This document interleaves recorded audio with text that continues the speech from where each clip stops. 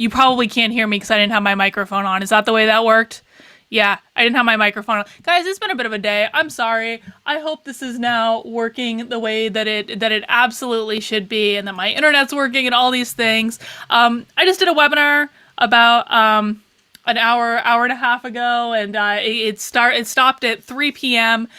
And so I was talking for an hour. I might be a little bit phlegmy today. Oh, it looks like things are starting to clear up. It was buffering a little bit. I apologize for that, guys. Oh. There we go. Yeah, so some of you have asked me if I'm doing better today. Why is this so choppy? I don't even have anything else on that's taking up bandwidth. Well, I hope it's doing better. I hope you guys can...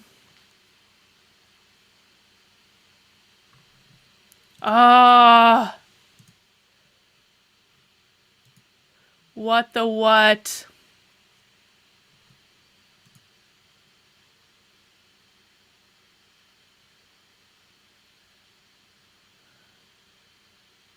Okay, I'm just gonna hope that this is working the way that it should be working, and you guys can let me know. I really hope it is.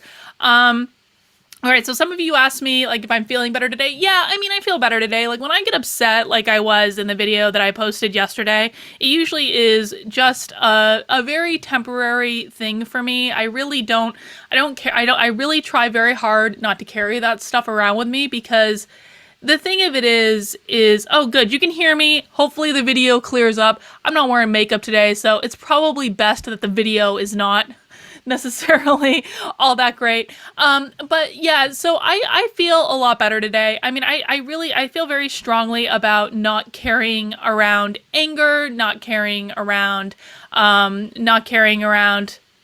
my PC does not have a virus, Rick. It does not. Also because I'm on a Mac. I don't use PCs for that specific reason. Also because Macs are like way, way better. Oh gosh, guys, I'm apologize. I'm just gonna go back into my streaming thing and see if I can actually fix this. Maybe... I don't know what is going on.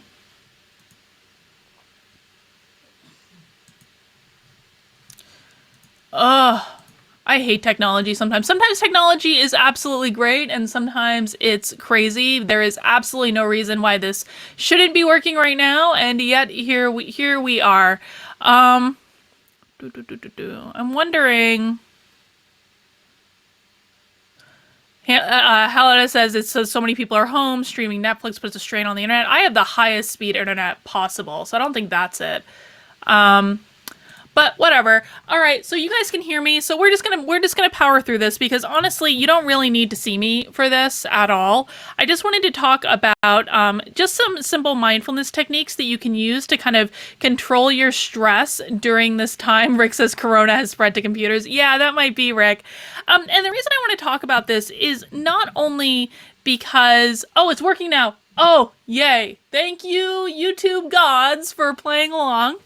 The reason I wanted to talk about mindfulness techniques is that, you know, so many people are experiencing a lot of stress right now. Not only are we stuck at home and kind of bored, and when we're bored, we tend to create problems where no problems exist before. So, you know, people are experiencing a lot more stress than normal. Also, just the unknown. Mindfulness is something that I've been doing for years to try to just manage my stress level, keep myself in a positive, optimistic place. Now, I'm curious, who in the chat, does anyone in the chat have a mindfulness practice that they are engaging in consistently? A lot of people, when they think of mindfulness techniques, they think of meditation, like, I need to close my eyes and do inward work and you know, for a while like that. And if you guys don't know, actually, I have a copy of it somewhere. Oh, here it is. If you guys don't know, I actually wrote a book about mindfulness techniques that you can use at work, because mindfulness is so much more than meditation. It's about how you become aware of what's going on in your head, practicing non-judgment, being in the present moment. And there are all sorts of things that we can do that will enhance our mindfulness, enhance our calm, enhance our peace, that have nothing to do with sitting around and meditating for hours on end. Now, if you do meditate, or if you're curious about meditation, I think meditation is amazing. Meditation is like your magic bullet. It really is. And I don't see anyone saying they've got a mindfulness practice. So I'm going to assume that a lot of people here aren't meditating as much. Listen, now's like a really great time to try meditation. If you haven't, folks, there are wonderful meditation apps. There's Headspace, there's Calm, there's Zen. There's actually meditation apps where you'll have live meditation teachers leading you through a guided meditation. Yes, meditation is hard. Yes, a lot of people struggle with it, but it is absolutely worth it. It's like your magic bullet. However, you don't need to meditate to practice mindfulness. There are all sorts of things that you can do. And when you start to integrate these techniques into your day-to-day, it will actually be a game changer, because it will impact the way that you are able to tackle problems in your day-to-day life. It will make sure you have a clearer head, make sure that you are in control of your emotions. You're not making those emotional decisions. It will impact the way you interact with others. It will allow you to create game-changing relationships with people, even people that are like really difficult people to work with. So, oh yeah, Virgil says, I've given up Facebook and Twitter, and just 24 hours later, I feel great. Virgil, that is an amazing technique, just to get off social media, because social media is like a cesspool of the worst possible aspects of humanity.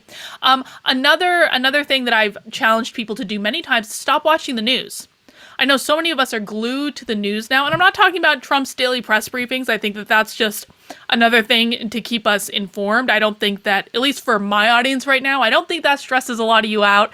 But stop watching the news. Stop. I mean, it's so ridiculous nowadays, and they cause so much chaos and stress. Boo to the media. They could be doing so much better.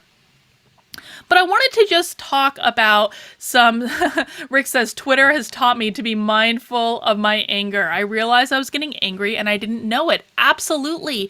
This happens to us all the time, where we feel like we get angry, or we get stressed out, or we get tense, or we get anxious, or we get frustrated without even realizing this is happening to us. And so the first exercise I want to talk about is probably the simplest one of all of them. We're going to do some deep breathing. And like, the thing about the breath is something that is often overlooked. A lot of the techniques we're going to talk about today, they are deceptively simple, folks. And because they're so deceptively simple, people like dismiss them. They're like, ugh, anyone can do that. I'm like, well, yeah, anyone can do that. That's part of the beauty of this. It's not about this being hard. It's about it being time and attention. Time and attention. That's all we're doing. So we're going to start with the breath. Now, the thing about the breath is that our body needs this. Anytime our body is getting stressed out or angry, if you're getting angry on Twitter, Rick, or anyone else, your body needs you to kind of calm it down, because if our body is angry, then our mind is going to be, it's just like, it's vice versa. Like, everything feeds off everything else. So one of the easiest things we can do is do a couple deep breaths. Think about this for a second. We can go, like a month without eating food. We can go a couple of days without drinking water. How long can we go without breathing? Right? Like, maybe a couple of minutes tops. That's it. A couple of minutes tops. And so we want to really just take the time to give our body that gift of doing a few deep breaths. And the thing about breathing generally too is that most of the breaths we take all day, they're very shallow. Our body is actually supposed to be taking much more deeper breaths than it is, but it doesn't, because we're busy and we're rushing around and we're not thinking about it and we're not being mindful about it or any of those things. So here's what I want you to do with me. I want you, wherever you are right now, maybe you're sitting, maybe you're laying down, but I want you to make sure that if you're sitting, sit straight up, sit in a chair that like maybe supports your back, or at least make sure your back is completely straight. I want you to uncross your arms. uncross your legs. You want your body to be as open as possible, because anytime you are crossing your arms or crossing your legs, your body's actually contracting. And we don't want that. We want our body to be open. If you're laying down, I recommend you prop something under your knees, so your knees are bent just a little bit, kind of like if you've ever gotten a massage and they put that weird pillow under your knees to make it more comfortable. It's the same thing. Just prop your knees up a little bit. That's going to help. That's going to help flow, and it's actually going to help keep you from falling asleep as well, which is also important. But just get yourself comfortable, get nice and loose. And what we're going to do together, and I really want you all to try to do this with me if you're in a place where you're able to, is we're going to do some really deep breaths, okay? We're going to do 3 really nice deep breaths. And I'm going to walk you through this, and I just want you to mimic me. If you're in a place where you can close your eyes, then do so. If you can't close your eyes, that's fine too, but I often like to do this with eyes closed just because it really helps you focus on following the breath. And when we're doing these deep breaths, really pay attention and just notice how it feels in your body. Just notice. Don't judge. Don't say this is good or this is bad. Just say, oh, I feel this way. I feel the breath going down my throat, through my lungs, right into my belly, and just notice. That's what mindfulness really is. It's Ellen Langer, who is a researcher out of Harvard, said that mindfulness is the act of noticing. That's it. So let's do this together. So Soda Pop says there's chocolate in front of me. It will be hard meditating. Soda Pop, move the chocolate's going to be there. I promise you, the chocolate is not going anywhere, okay? We're good. So get comfy, and we're going to do our few deep breaths. So I want you to breathe in deeply through your nose.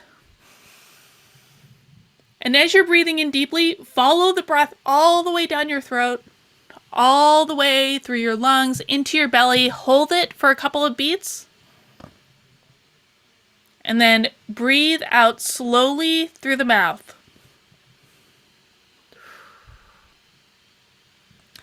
One more time, we're going to go in through our nose. Follow the breath all the way down the throat, all the way through your lungs, all the way into your belly. Hold it. And then release slowly through the mouth.